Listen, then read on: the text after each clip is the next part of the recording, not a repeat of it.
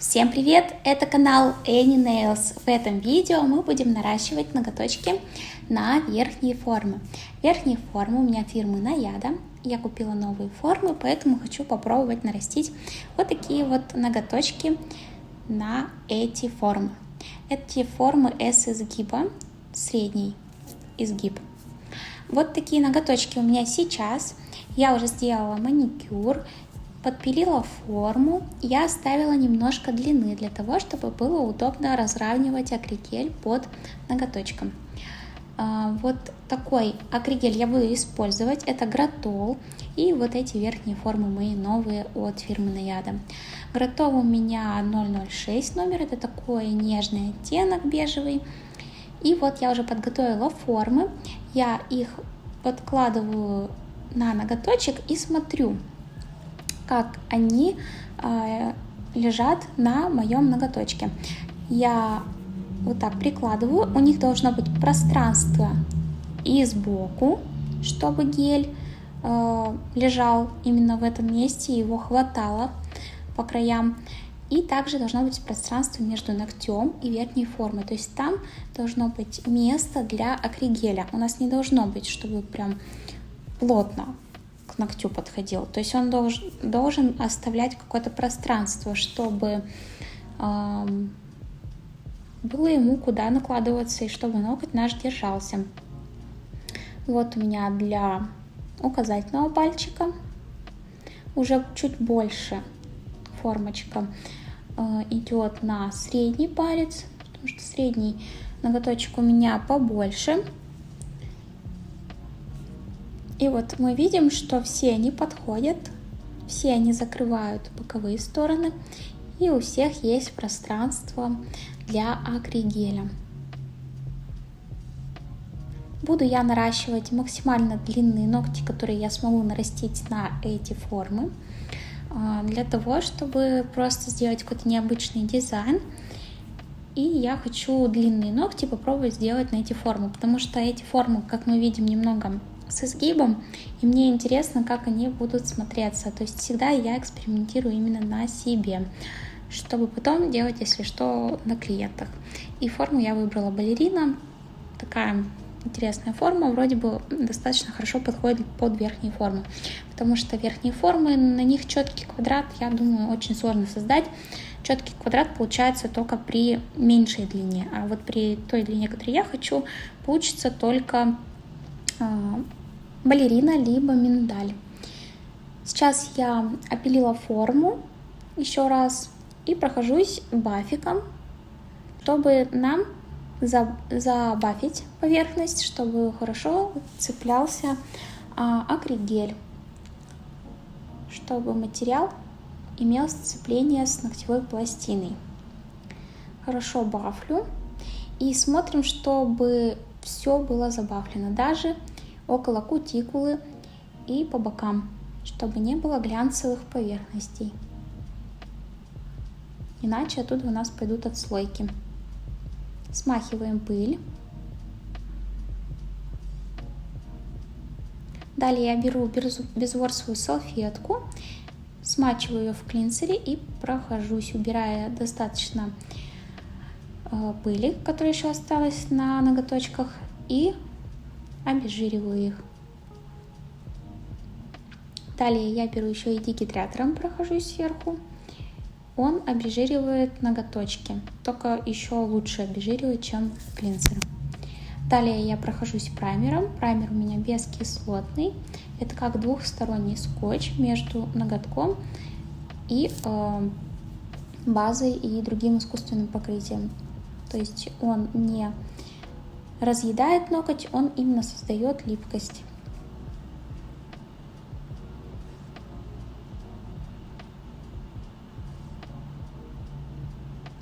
Далее я беру базу и наношу тонким слоем. Базу я взяла нейлон, она гипоаллергенна и может тоненько накладываться. Также иногда я использую Уна. У фирмы Уна очень удобная кисточка. У базы она хорошо помогает втирающим слоем нанести базу. Ну и вот эта кисточка тоже удобная достаточно. Тем более для моих маленьких ноготков. Все, сушим полное время. И покрываем большой пальчик. Покрываю я его всегда отдельно, чтобы не было никаких затеков.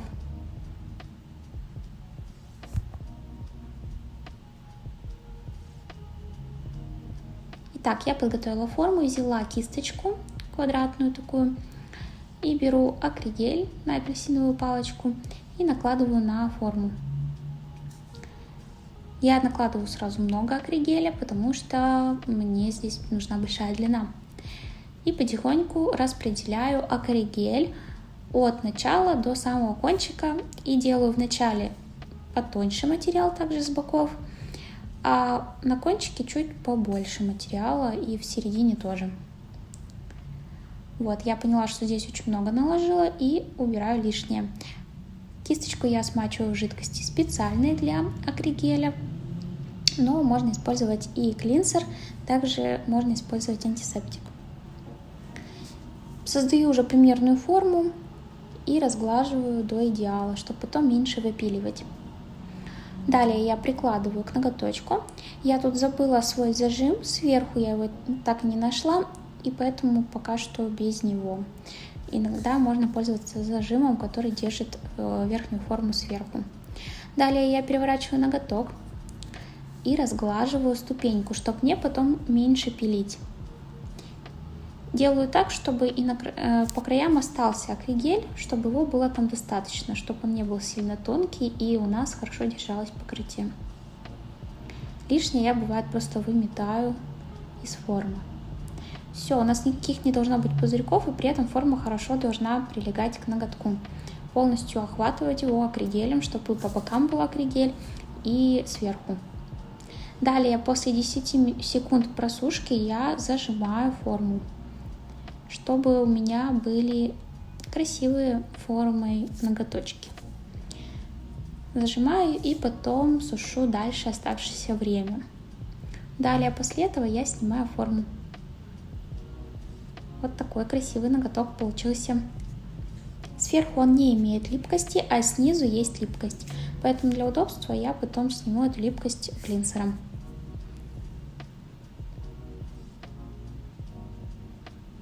И видите, как внизу там все красиво. Даже выпиливать почти ничего не нужно. Добавляю в эту форму еще немножко акригеля.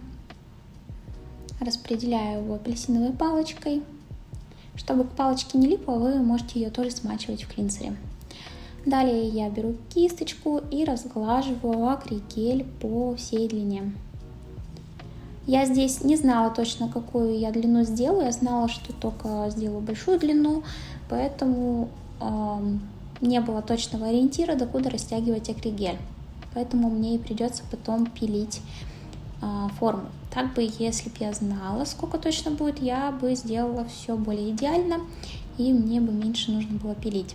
А так делаем все так же, как и на большом пальчике. Разглаживаем, снизу потом разглаживаем.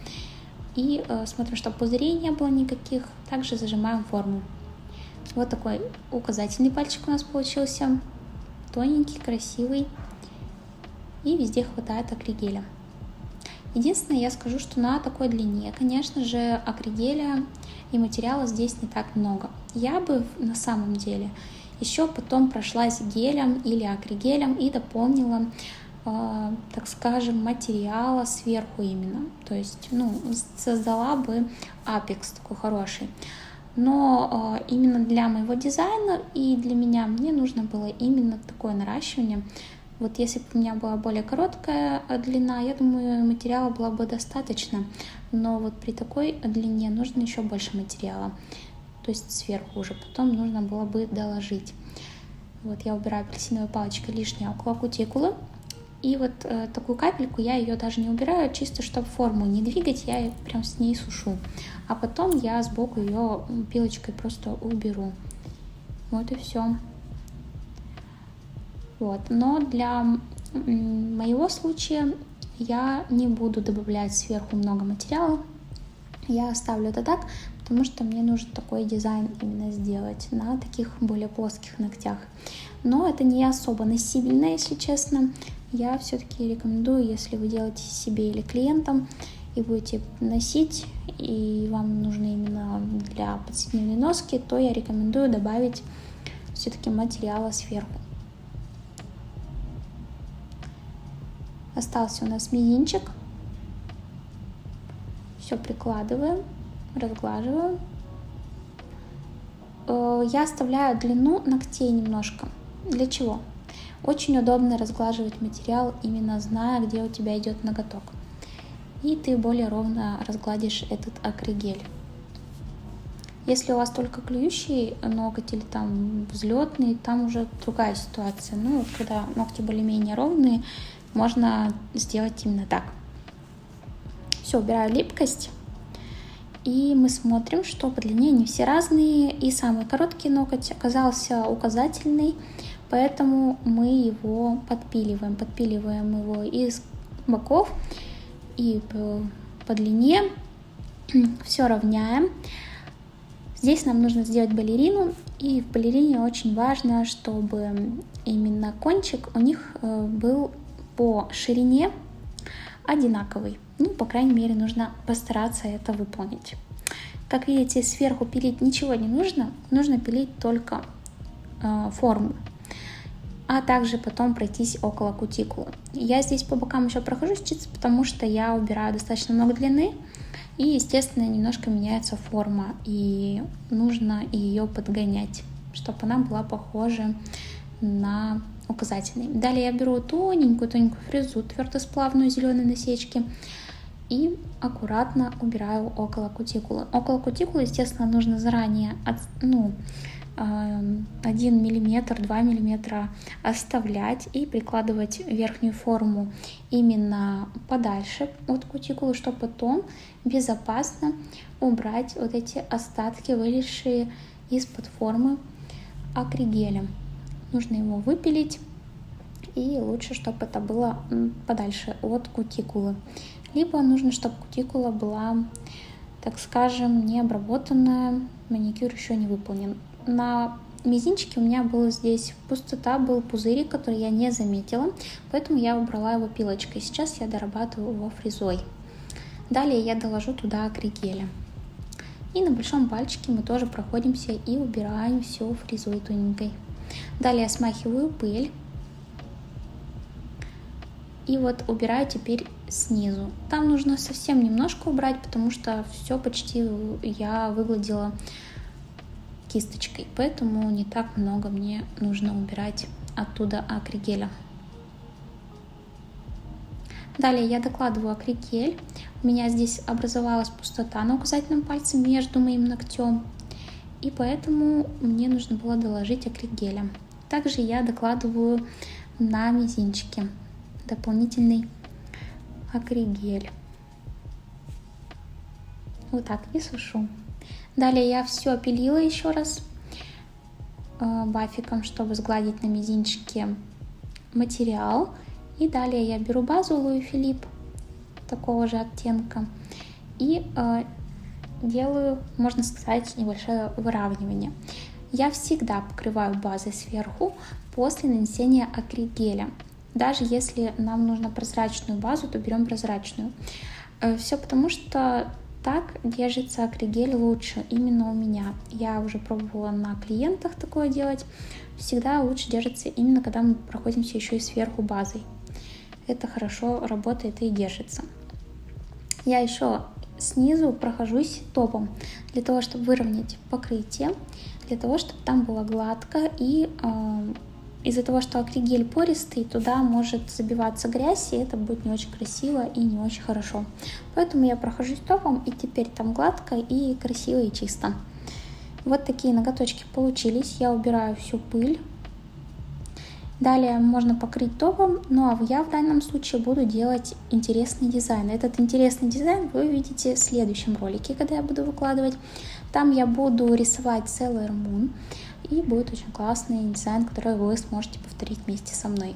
Вот такие ногти получились. Это балерина. Да, есть какие-то нюансы, которые бы я еще добавила. Допустим, я добавила бы объем сверху небольшой. Но вообще в основном для верхних форм я ими не так часто занимаюсь. Вообще редко делаю верхние формы себе.